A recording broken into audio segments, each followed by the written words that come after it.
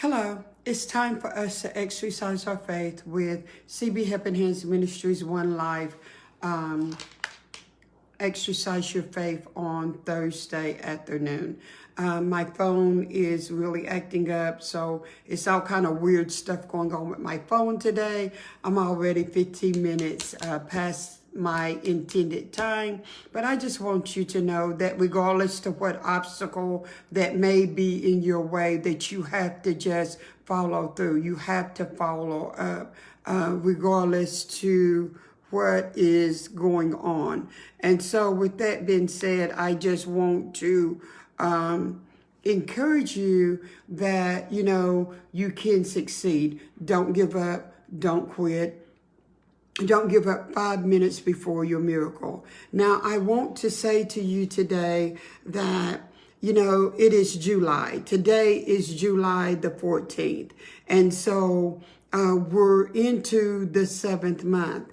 But I want to give you something to think about today, because when we think about sports, when we think about basketball, when we think about football, we have halftime in both of those sports, and there's halftime in other sports, but you have halftime.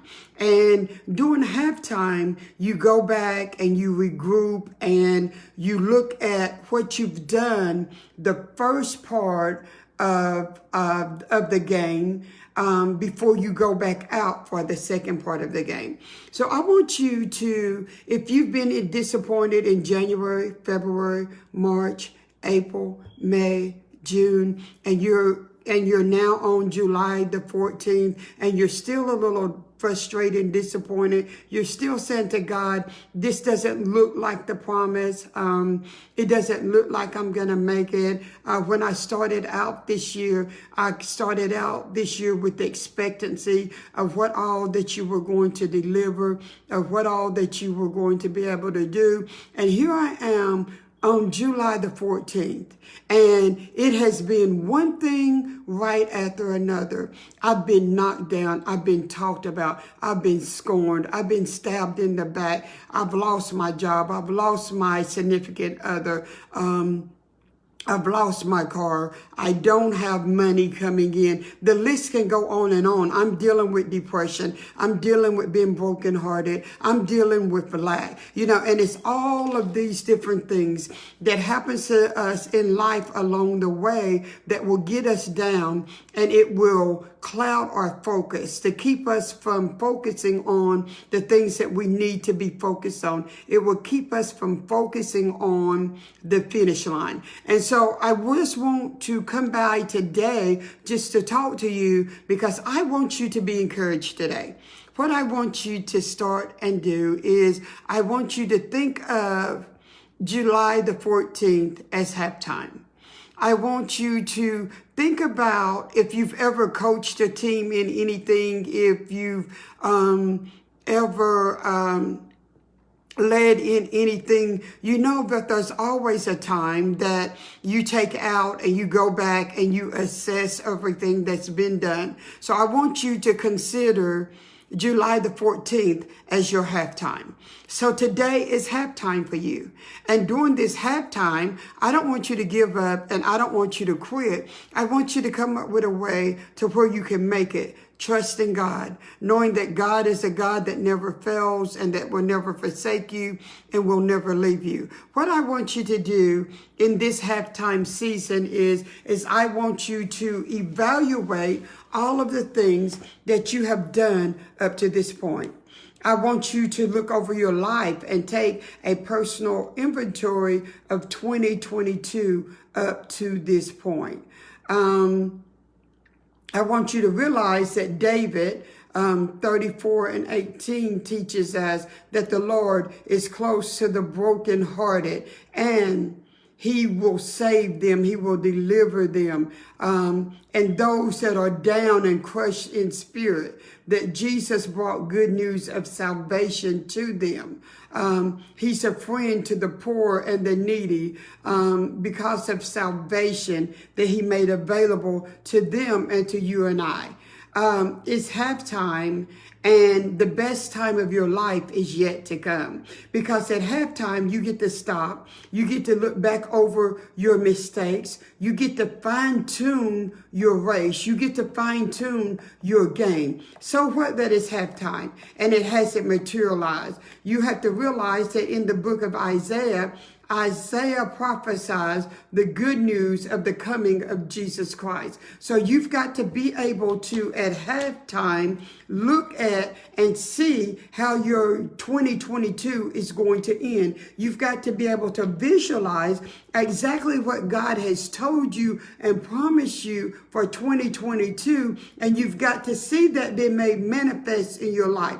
Halftime is good because it's a time for you to reassess, to reevaluate everything that's happened up to this point. So everything that happened from January the 1st up to July the 14th, you can analyze that. You can evaluate it. You can assess it. You can take the bad and do away with it. You can take the good and improve upon the good, and then you can decide how you're going to finish out the game. Do you realize how many people, how many teams that has been down at halftime, but after they went in at halftime and had a pep talk, or the coach talked to them, or whatever happened, they came back out and they won the game?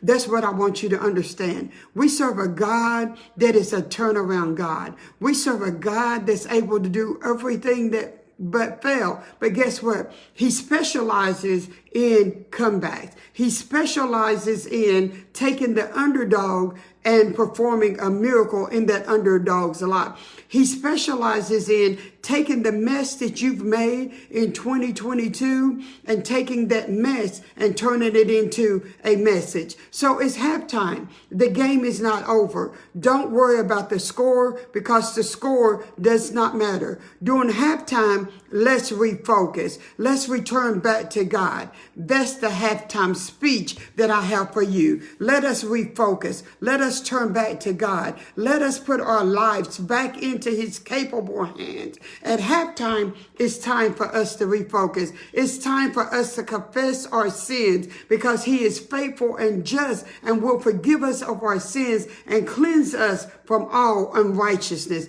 And here's why you have to understand, and the most important thing: greater is He that is operating on the inside of you than he that is in the world. If God be for you, who can stand against you? Let me tell you that again. Greater is He that is in you than he that is that is controlling the darkness and the forces of the world. So greater is the power of Jesus Christ that's operating on the inside of you than anything that can operate within this world.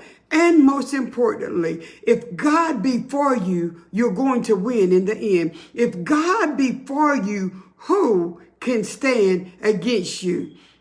You have to keep in mind that Christ came that you may have life and life more abundantly. Yes, that same Jesus that Isaiah was talking about, that same Jesus this year, now, that same Jesus, God that parted the Red Sea, is the same God that raised Lazarus from the dead, that same God that healed the blind. Saying, God, yes, I accept you. I invite you into every situation of my life, inviting Him into the situations in your life, saying Hebrews 4:15, Jesus Christ knows our troubles, temptations, and sorrows. Psalms 147:3, He heals the brokenhearted and binds up their wounds. He is mighty. Who can be mightier than the God that we serve? He is mighty. He's mighty. He's mighty. So it might be halftime, and it might look like you're losing, and the score and everything may be stacked against you. But what I came by to tell you today, but God. But God, the speech at halftime that I have for you is that the God you serve is greater than any obstacle. You have to trust Him and put it into His his hands and follow his direction and his instruction. And guess what? You win. You serve a God that can turn any situation around. You serve a God that is impossible for him to fail. It is impossible for his word to return unto him void. So if he told you that you were going to receive something, get something, achieve something in 2022, guess what? It's halftime. It's time for you to refocus. Focus on him. Give everything to him. Put it all back into his capable hands. Say, Lord, I trust you. Into your hands. Lord, I trust you. The power of Jesus Christ is operating on the inside of me. And so I have the power to speak to my mountains. I have the power to speak to this game called life at halftime and turn every situation around. It's halftime. Refocus. Put your eyes back on Jesus. And guess what? You win. Take care of you. Until the next time, this has been Exercise Your Faith as we encourage you to keep moving forward and knowing that even at halftime, if you're down, you're not out. If you're down, you're not out. And you still win, because with God, it's impossible for you to lose. Take care of you. Until the next time, you're already blessed, and you already have the power of the Most High God operating on the inside of you. Go forth using that power. Don't let what has happened January, February, March, April, May, and June hold you hostage. Release it and say, it's halftime. I'm refocusing everything, and I'm putting the focus back on God where it belongs, and I shall have the victory.